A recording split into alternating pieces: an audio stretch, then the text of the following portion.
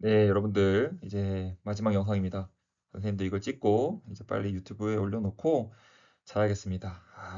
참 여러분들 말했었죠, 저? 선생님이 이렇게 밤에 또죠 여기 방에 와서 찍고 있습니다.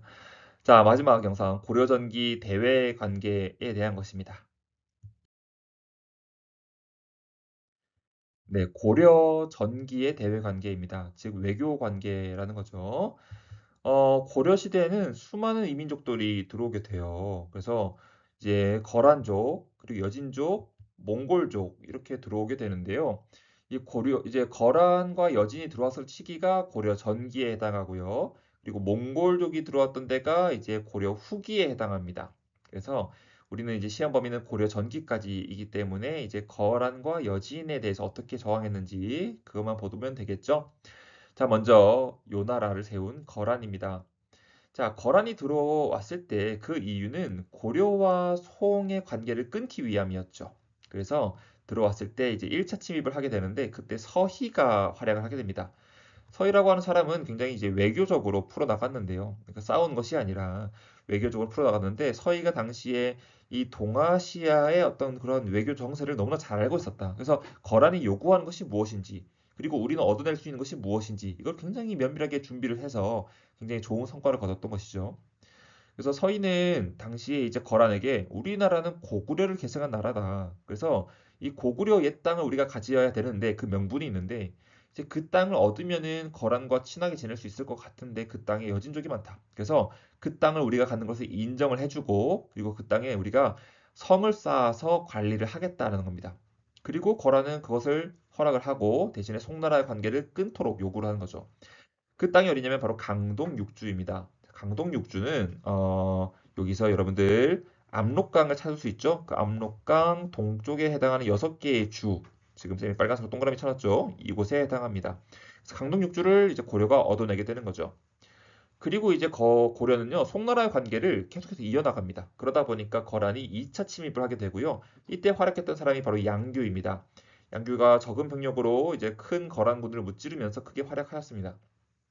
그리고 2차 침입을 막아낸 이후에 고려 조정은 불교의 힘으로 이들을 막아내기 위해서 다시 이제 들어오지 않게 하기 위해서 초조대장경이라고 하는 경전, 즉 불교의 그 경전들을 모아놓고 총망라해서 모아놓고 이제 목판으로 찍어낼 수 있는 이제 그것을 만듭니다. 그래서 처음 만들었다고 해서 우리가 초보자, 뭐 초심자 때 그 초 있죠? 조는 이제 만들다는 뜻이고요. 처음 만들었다고 해서 초조대장경이라 부릅니다. 그 말은 즉슨 다음번에 다시 만든 게 있다는 얘기겠죠, 그렇죠? 그래서 이것을 초조대장경이라고 해요. 그냥 당시의 말은 당연히 초조대장경이 아니겠죠. 당시에는 그냥 당연히 그냥 대장경 이렇게 부르는 겁니다, 그렇죠?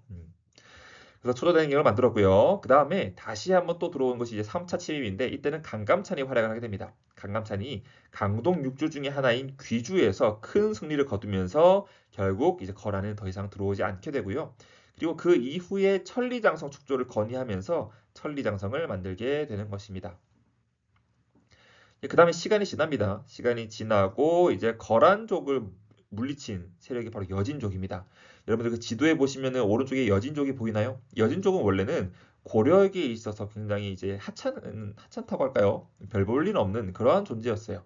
그러니까 고려에 와서 도움을 청할 때 고려가 도와주는 굉장히 이제 작은 부족들이었는데 이 여진이 금나라를 세우게 됩니다. 금나라.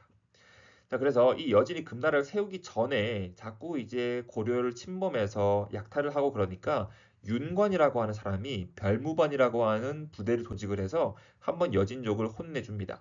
그래서 이 혼내주고 나서 그 여진족을 몰아내고 그 땅에 동북 구성을 축조하는데 동북 구성은 정확한 위치는 아직까지 좀 설이 분분합니다. 하지만 이제 뭐 공통적으로 이 여러 설의 공통 지점을 보게 되면 이제 이곳이죠. 그래서 지도에 빨간색으로 표시해 놓은 이곳이 동북 구성에 해당하겠다라고 봐도 여러분 뭐 무리는 없습니다. 그래서 동북 구성을 축조를 하게 되고요. 그 다음에 그 이후에 이제 금나라가 세워집니다. 이 금나라가 세워지면서 이 아구타라고 하는 사람이 금나라를 세우죠. 세운 다음에 결국 이제 고려보다 더욱더 힘이 세지고 이제 금나라는 우리가 이미 배웠듯이 송나라에 가서 정강의 변을 일으킬 정도로 힘이 강력해졌거든요. 그래서 고려에도 송나라 했던 것처럼 똑같이 이제 어떤 그런 무력으로 저 관계를 요구하게 되는데 처음에는 이제 형제 관계를 요구했다가 훗날 이제 군신 관계를 또 요구를 하게 돼요. 그래서 형제 관계까지 받아들이는 것도 괜찮았다. 이제 군신 관계를 어떻게 할 것이냐. 근데 그때 이제 권력을 잡고 있던 사람이 이제 이자겸입니다. 이 군신 관계라고 하는 것은 임금과 신하 관계죠. 그러니까 금나라가 임금이고 금나라가 이제 위에 있고 우리가 신하다, 엎드려야 된다라는 건데 이것을 과연 받아들일 수 있겠느냐. 수많은 사람들이 반발했지만 당시 권력을 잡고 있던 이자겸이 자신의 권력을 잃을까 싶어, 자신의 권력에게 뭔가 피해가 끼칠까 싶어 빠르게 수용을 합니다. 뭐 싸우지도 않고 바로 수용하게 되는 거죠.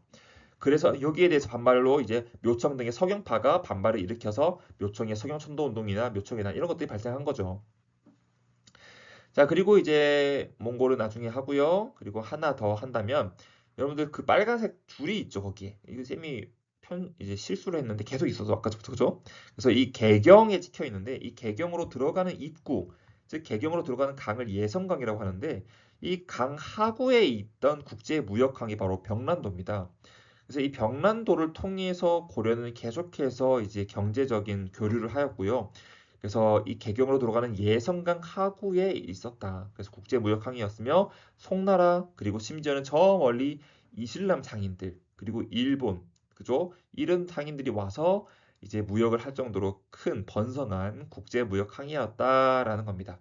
그래서 고려라고 하는 나라는 참 이 외교적으로 전쟁도 하면서 경제적인 교류도 하면서라고 하는 그 뭔가 외교적인 밸런스랄까요? 줄타기 굉장히 잘하는 나라였다라고 보시면 되겠습니다.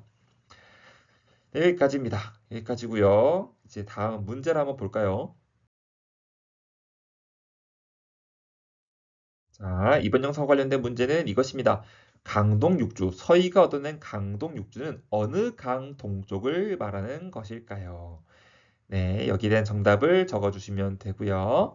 그 다음에 고려라는 이름을 세계에 알린 상인들은 누구일까요? 세계라고 하는 것은 저 멀리서 온 상인들이겠죠.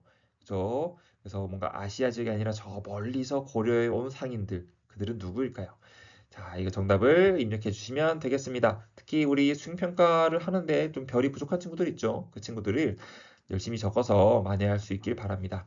여러분들 마지막 영상까지 고생했고요. 선생님도 이제 이만 마무리를 해야겠습니다. 여러분들 고생했습니다. 안녕.